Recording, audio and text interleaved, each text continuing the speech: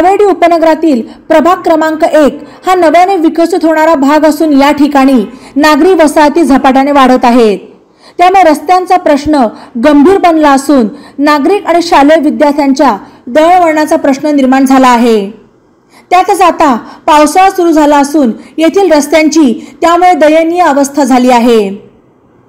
तसेच या प्रभागात पिण्याच्या पाण्याची तीव्र टंचाई निर्माण झाली आहे। त्यामुळे फेज 2 लाईन चालू करण्यात यावी। तसेच आयुक्त यशवंत डांगे यांनी प्रत्यक्ष प्रभागात येऊन समस्यांची पाहणी करत या समस्या येत्या 15 दिवसात मार्गी लावण्याचा प्रयत्न करावा, अन्यथा आंदोलन करू असा इशारा माजी नगरसेविका शारदा ढवण यांनी आयुक्तांना निवेदनातून दिला। यावेळी भगवान फुलसौंदर, बाळासाहेब बोराटे, अनिल ढवण, महेश तवले, विशाल नाकाडे, वैभव लांडगे, चंदू टाके, जावेद शेख, मनोज भांड, सचिन खाटेकर, अतुल कातोरे आदी उपस्थित होते। यावेळी आयुक्त डांगे यांनी प्रभागातील समस्यांची पाहणी करण्याचे आणि सर्व प्रश्न टप्प्याटप्प्याने मार्गी लावण्याचे आश्वासन दिले। आठींची लाईन चालू केली ना, टाकलेली तिला सब लाईन जोडून दिली तर पाण्याचा सगळा प्रॉब्लेम सॉल्व्ह होईल। रस्त्याचं पण साहेब पालिका परिस्थिती बघायचं रस्त्याची आवडे मिळतात जोडले त्याला विजिट करा सर की शाळेत जावं येणार मोबाईलच्या गाड्या सुद्धा यायला कामपूस करतात। त्याच्या मागं पण 2 दिन पत्र दिलेले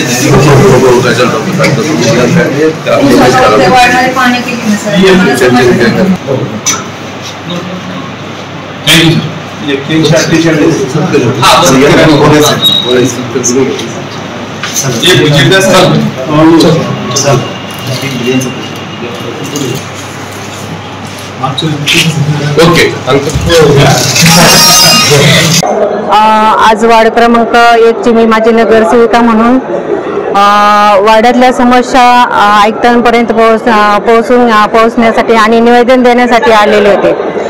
आयुक्त वाड्यातील समस्या म्हणजे रोडच्या समस्या, रोडची दैनंदिन अवस्था। आता पावसाळ्यामध्ये रोडमध्ये खड्डे खूप असताना रोडमध्ये पाणी साचलेलं आहे आणि खड्ड्यांनी आजारांनी लोक त्रस्त झालेले आहेत।